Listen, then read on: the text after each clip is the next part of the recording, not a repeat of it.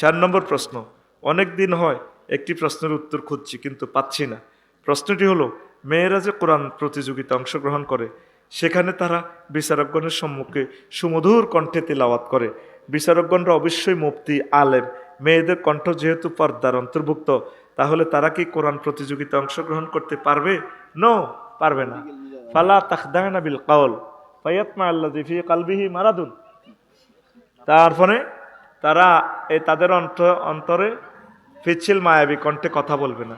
সুরটা তাদের ইস্ট্রোজেন হরমোনের কারণে পুরুষের কাছে এই সুরটা মায়াবী লাগে, আর পুরুষের টেস্টোস্টেরন হরমোনের কারণে পুরুষের কণ্ঠস্বরটা তাদের কাছে ভালো লাগে।